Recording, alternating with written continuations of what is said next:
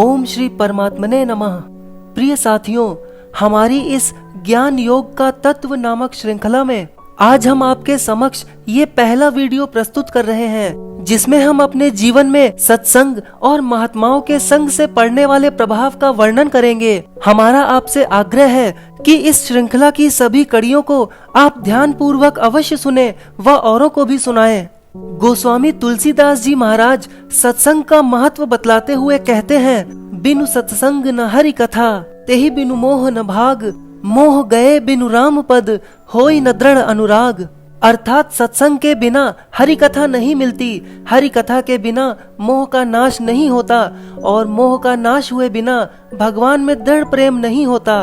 साधारण प्रेम प्राप्त होने के तो और भी बहुत से उपाय हैं, पर दृढ़ प्रेम मोह रहते नहीं होता और दृढ़ प्रेम के बिना भगवान की प्राप्ति नहीं होती। भगवान मिलते ही हैं प्रेम से।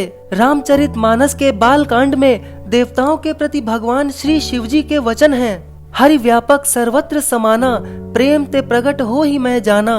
अर्थात हरि सब जगह समान भाव से व्याप्त हैं और वे प्रेम से प्रकट होते हैं। इससे सिद्ध होता है कि भगवान प्रेम से मिलते हैं और प्रेम प्राप्त होता है सत्संग से। इसलिए मनुष्य को सत्संग के लिए विशेष प्रयत्नशील रहना चाहिए। सत्पुरुषों का सेवन न मिले तो स्वाध्याय करना चाहिए। सत्शास्त्रों का स्वाध्याय भी सत्संग के समान है। सत्संग के 4 प्रकार हैं। पहले नंबर के सत्संग का अर्थ समझना चाहिए। सत परमात्मा में प्रेम, सत यानी परमात्मा और संग यानी प्रेम, यही सर्वश्रेष्ठ सत्संग है। सत यानी परमात्मा के संग रहना, अर्थात परमात्मा का साक्षात दर्शन करके भक्त का उनके साथ रहना ही सर्वोत्तम सत्संग है। यही सत्पुरुष का संग है, क्योंकि सर्वश्रेष्ठ सत्पुरुष तो एक भगवान ही है। इस सत्संग के सामने स्वर्ग की तो बात ही क्या है, मुक्ति भी कोई चीज नहीं है। श्री तुलसीदास जी ने इस विशेष सत्संग की बड़ी मार्मिक शब्दों में महिमा गाई है। वे कहते हैं, तात स्वर्ग अपवर्ग सुख, धैर्य तुला एक अंग, तूल नता ही सकल मिली, जो सुख लव सत्संग। अर्थात हे तात, स्वर्ग और मुक्ति के सुख को तराजू के एक पलड़े पर रखा जाए और दूसरे पलड़े पर क्षण मात्र के सत्संग को रखा जाए, तो भी एक क्षण के सत्संग के सुख के समान भी उन दोनों का सुख मिलकर नहीं होता। दूसरे नंबर का सत्संग है भगवान के प्रेमी भक्त का या सत स्वरूप परमात्मा को प्राप्त जीवन मुक्त पुरुष का संग। तीसरे नंबर का सत्संग है उन उच्च कोटि के साधक पुरुष का संग जो परमात्मा की प्राप्ति के लिए सतत प्रयत्न कर रहे हैं। चौथे नंबर का सत्संग उन सत शास्त्रों के स्वाध्याय को कहते हैं जिनमें भक्ति, ज्ञान, वैराग्य और सदाचार का वर्णन है। ऐसे सत शास्त्रों का सदा श्रद्धा, प्रेम पूर्वक पठन, मनन और अनुशीलन करने से भी सत्संग का ही लाभ प्राप्त होता है। इनमें सर्वश्रेष्ठ प्रथम नंबर का सत्संग तो भगवान की कृपा से ही मिलता है। उसी के लिए सारी साधनाएं की जाती हैं। परंतु संसार में महापुरुषों और महात्माओं का संग प्राप्त होना भी कोई साधारण बात नहीं है, वह भी बड़े ही सौभाग्य से मिलता है। पुण्य पुंज बिनु मिलहि न संता, सत संगति संस्कृति करे अंता। पुण्य पुंज यानी पूर्व के महान शुभ संस्कारों के संग्रह से ही महापुरुषों का संग मिलता है। ऐसे सत्संग का फल संसार के आवागमन से यानी जन्म मरण से सर्वथा छूट जाना है। महात्मा के सत्संग से जैसा लाभ होता है, वैसा लाभ संसार के किसी के भी संग से नहीं हो सकता। संसार में लोग पारस की प्राप्ति को बड़ा लाभ मानते हैं, परंतु सत्संग का लाभ तो बहुत ही विलक्षण है। कवि की उक्ति है, पारस में अरुसंत में बहुत अंतरा जान, वह लोहा सोना करे, यह करे आप समान। यानी पारस और संत में बहुत भेद है। पारस लोहे को सोना बना सकता है, परंतु पारस नहीं बना सकता। किंतु संत महात्मा पुरुष तो संग करने वाले को अपने समान ही संत महात्मा बना देते हैं। इसलिए महात्माओं के संग के समान संसार में और कोई लाभ नहीं है। परम दुर्लभ परमात्मा की प्राप्ति महात्माओं के संग से अनायास ही हो जाती है।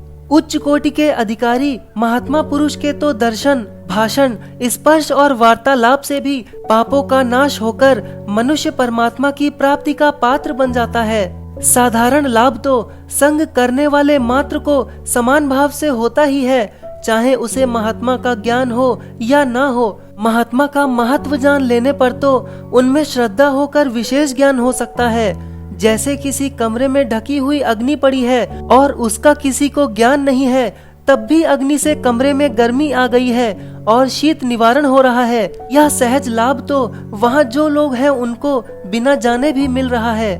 पर जब अग्नि का ज्ञान हो जाता है तब तो वह मनुष्य उस अग्नि से भोजन बनाकर खा सकता है और दीपक जलाकर उसके प्रकाश से लाभ उठा सकता है। अग्नि में प्रकाशिका और विदाहिका ये दोनों शक्तियां स्वाभाविक ही हैं। अग्नि का ज्ञान होने पर ही मनुष्य उसकी दोनों शक्तियों से लाभ उठा सकता है। और यदि अग्नि में यह भाव हो जाता है कि अग्नि साक्षात देवता है, तब तो वह उसमें पुत्र, धन, आरोग्य, कीर्ति आदि किसी की कामना की पूर्ति के लिए श्रद्धा तथा विधि पूर्वक हवन करता है, तो वह अपने मनोरथ के अनुसार उससे लाभ उठा लेता है। और यदि श्रद्धा पूर्वक निष्काम भाव से शास्त्रोक्त विधि से हवन करता है, तो वह पुरुष मुक्ति को भी प्राप्त कर लेता है। निष्काम भाव पूर्वक यज्ञ करने से अंतःकरण की शुद्धि हो जाती है और अंतःकरण की शुद्धि होने से स्वाभाविक ही परमात्मा के तत्व का ज्ञान हो जाता है तथा तत्व ज्ञान से वह जीवन मुक्त हो जाता है। इसी प्रकार किसी को महात्मा पुरुष मिलते हैं तो उनका ज्ञान न रहने पर भी सामान्य भाव से तो लाभ होता ही है। जैसे ढकी हुई अग्नि के द्वारा गर्मी के द्वारा शीत निवारण हो जाता है, वैसे ही महात्माओं के मिलने पर उनके गुणों के स्वाभाविक प्रभाव से वातावरण की शुद्धि होने के कारण पाप भावना का अभाव तथा उनके गुणों का आभास तो आ ही जाता है। महात्मा को जान लेने से यदि महात्मा में श्रद्धा हो जाती है तथा महात्मा के इस प्रभाव का भी ज्ञान हो जाता है कि महात्मा जो चाहे सो कर सकते हैं, तो संसार में जो अल्प बुद्धि सकामी पुरुष है वह महात्मा के द्वारा अपनी लौकिक इच्छा की सांसारिक कामनाओं की पूर्ति कर लेता है।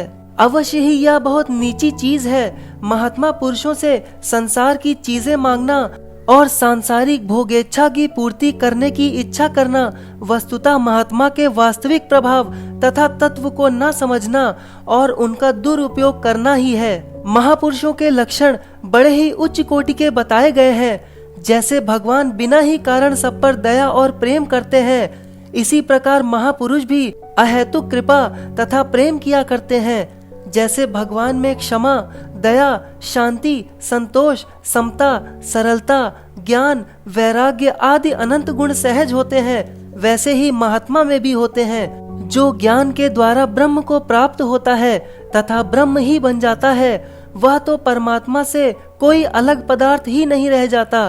परमात्मा का जो दिव्य स्वरूप, प्रभाव और गुण है, वही महात्मा का महात्मापन है। महात्मा का शरीर तो महात्मा है नहीं और उसमें जो आत्मा है वह परमात्मा को प्राप्त हो जाता है, परमात्मा से भिन्न नहीं रहता।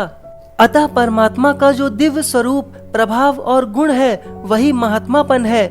जो प्रेमी भक्त भक्ति के द्वारा भगवान को प्राप्त हो जाता है, उस भक्त में भी भगवान के वे गुण आ जाते हैं जिनकी व्याख्या गीता के 12वें अध्याय में 13वें से 19वें श्लोक तक की गई है। ज्ञान के द्वारा जो परमात्मा को प्राप्त हो गया है, जो ब्रह्म ही बन गया है, उस गुणातीत पुरुष के लक्षण गीता के 14वें अध्याय के 22वें से 25वें श्लोक तक बताए गए हैं।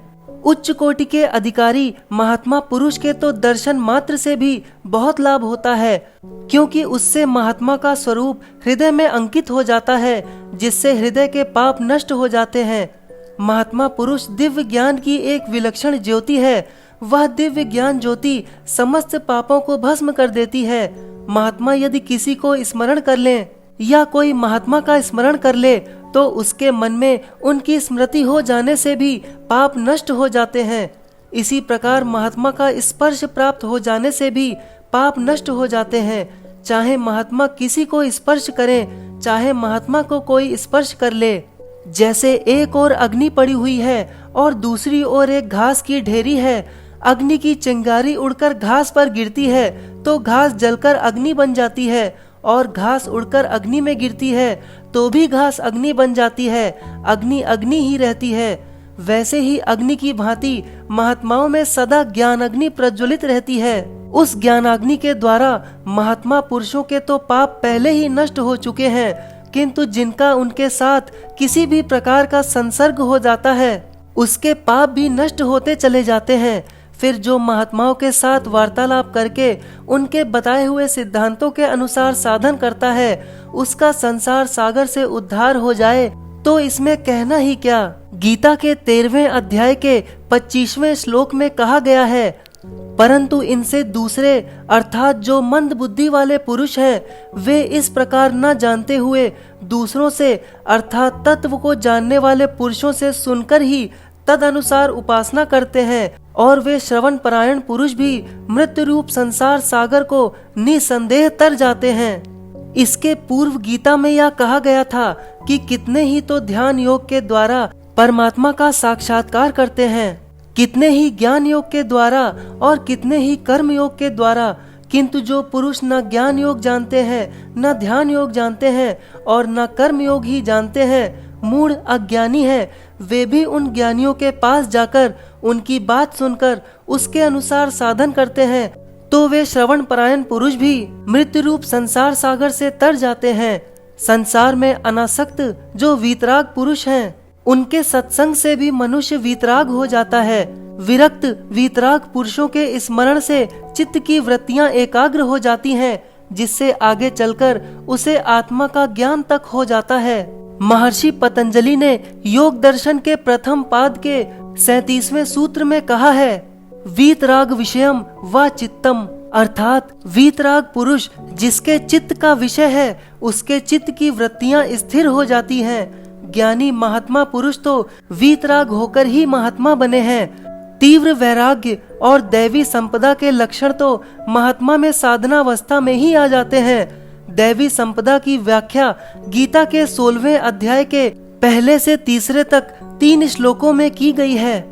महात्मा पुरुष हमें याद करते हैं तो उनके ध्यान में हमारा चित्र आ जाता है, इससे भी बहुत लाभ हो जाता है, और हम महात्मा को याद करें तो भी हमें लाभ हो जाता है। वीतराग पुरुष को याद करने से जो लाभ होता है उससे अधिक महात्मा को याद करने से होता है, और उससे भी अधिक विशेष लाभ श्री भगवान को याद करने से होता है। स्मरण करने योग्य तो श्री भगवान ही हैं। उनकी स्मृति मात्र से मनुष्य का कल्याण हो जाता है। भगवान में शरीर शरीरी भेद नहीं है, अतः उनका शरीर दिव्य अलौकिक चिन्मय है, परंतु महात्मा का शरीर ऐसा नहीं है। महात्मा का शरीर तो पंच भौतिक है, इसलिए भगवान को दिव्य चिन्मय माधुर्य मूर्ति कहते हैं। उनके दर्शन भाषण स्पर्श सभी आनंदप्रद और कल्याणकर होते हैं, इसलिए भगवान के समान तो भगवान ही हैं। परंतु महात्मा पुरुष का स्मरण संग भी अत्यंत लाभदायक है। महात्मा पुरुष के संग की महिमा बताते हुए कहा गया है, एक घड़ी आधी में पुनि आध, तुलसी संगत साधु की हरे कोटि अपराध। अर्थात एक घड़ी या आधी में भी आधी घड़ी का जो महात्मा पुरुषों का संग है उसका इतना महात्म है कि उससे करोड़ों अपराध कट जाते हैं। या समझें कि एक घड़ी 24 मिनट की होती है, आधी 12 मिनट की और आधी से भी आधी यानी चौथाई 6 मिनट की। महात्मा शब्द से यहाँ किसी आश्रम से संबंध नहीं है। कोई गृहस्थ हो, सन्यासी हो, वानप्रस्थी हो या ब्रह्मचारी हो, जिनमें महात्माओं के लक्षण जो गीता में बताए गए हैं मिलते हैं, वे ही महात्मा हैं। महात्माओं की महिमा जितनी भी गाई जाए कम है। गंगा सारे संसार का उद्धार कर सकती है, किंतु कोई यदि गंगा में स्नान करने ही ना जाए, गंगा जल पान ही ना करे, तो इसमें गंगा जी का क्या दोष है। इसी प्रकार कोई महापुरुष से लाभ नहीं उठावे तो उसमें महापुरुष का कोई दोष नहीं। एक गंगा से ही सबका कल्याण हो सकता है, क्योंकि शास्त्र में कहा गया है कि गंगा में स्नान करने से, उसका जल पान करने से मनुष्यों के सारे पापों का नाश हो जाता है और आत्मा का उद्धार हो जाता है। गंगा जी की भांति ही महात्मा पुरुष लाखों करोड़ों पुरुषों का उद्धार कर सकते हैं, और सारे संसार के मनुष्यों का उद्धार होना भी कोई असंभव तो है ही नहीं। हाँ, कठिन अवश्य है, क्योंकि उनमें श्रद्धा हुए बिना तो कल्याण हो नहीं सकता, और श्रद्धा होना कठिन है। प्रथम तो महापुरुष संसार में मिलते ही बड़ी कठिनता से हैं, क्योंकि संसार के करोड़ों मनुष्यों में कोई एक महापुरुष होता है जैसे गीता जी में श्री भगवान कहते हैं, हजारों मनुष्यों में कोई एक मेरी प्राप्ति के लिए यत्न करता है और उन यत्न करने वाले योगियों में भी कोई एक मेरे परायण होकर मुझको तत्व से अर्थात यथार्थ रूप से जानता है। भगवान को जो तत्व से जानता है वही महात्मा है। प्रथम तो लाखों करोड़ों में कोई एक महात्मा होता है, फिर उसका मिलना भी बहुत ही दुर्लभ है। मिलने पर भी उसे पहचानना उससे भी कठिन है। महात्माओं के पहचानने की एक साधारण युक्ति यह है कि जैसे अग्नि के समीप जाने से जाने वाले पर अग्नि का कुछ न कुछ प्रभाव अवश्य पड़ता है, वैसे ही महात्मा के समीप जाने से महात्मा का प्रभाव पड़ता है। जिनका संग करने से अपने में दैवी संपदा के लक्षण आए, जिनके संग से, जिनके साथ वार्तालाप करने से, दर्शन से, स्पर्श से आत्मा का सुधार हो, अपने में भक्तों के लक्षण प्रकट होने लगे, गुणातीत पुरुषों के लक्षण आने लगे, तो समझना चाहिए कि यह महापुरुष है। जब हम महापुरुषों का संग करने के लिए जाएं, तब हम यह समझें कि हम एक ज्ञान के पुंज के सम्मुख जा रहे हैं। जैसे सूर्य के सम्मुख जाने से अंधकार तो दूर भाग ही जाता है, किंतु अधिक से अधिक प्रकाश होता चला जाता है। हम देखते हैं कि जब प्रातः काल सूर्य उदय होता है, तब जो जो सूर्य नजदीक आता है, त्यों ही त्यों सूर्य के प्रकाश का अधिक असर पड़ता है। वैसे ही हम जितने ही महात्माओं के समीप होते हैं, उतना ही हमको अधिक लाभ मिलता है। वे एक ज्ञान के पुंज हैं। उस ज्ञान पुंज से हमारे अज्ञान अंधकार का नाश होकर हमारे हृदय में भी ज्ञान सूर्य का प्राकट्य होता है। महात्माओं का अद्भुत प्रभाव होता है। उनके दर्शन, भाषण, स्पर्श, वार्तालाप से पापों का नाश और दुर्गुण दुराचारों का अभाव होकर सद्गुण सदाचार आ जाते हैं। अज्ञान का नाश होकर हृदय में ज्ञान आ जाता है, जिससे हमें सहज ही भगवत प्राप्ति हो जाती है। वास्तव में महात्मा का आत्मा परमात्मा से अलग नहीं है, पर हम मानते नहीं, उसे परमात्मा से भिन्न समझते हैं। इसलिए हम परमात्मा की प्राप्ति से वंचित रहते हैं। यह समझना भी अंतःकरण की शुद्धि होने पर ही होता है। भक्ति मार्ग में भगवान में विलीन न होने पर भी भक्तों की स्थिति विलक्षण होती है। जैसे जीवन मुक्त ज्ञानी के दर्शन, भाषण, स्पर्श से मनुष्य पवित्र हो जाता है, वैसे ही भगवत प्राप्त भगवत भक्त के दर्शन, भाषण, स्पर्श से भी हो जाता है। महापुरुषों का रहस्य वास्तव में महापुरुष बनने पर ही समझ में आता है। उनका उद्देश्य सर्वथा अलौकिक और अद्भुत होता है। उनका अपना तो कोई काम रहता ही नहीं। संसार में उनका जो जीवन यानी शरीर की स्थिति है तथा जो उनकी चेष्टा है, वह संसार के हित के लिए ही है। जैसे भगवान का अवतार संसार के उद्धार के लिए ही होता है, वैसे ही महात्मा पुरुषों का जीवन भी संसार के उद्धार के लिए ही है। जय श्री हरि।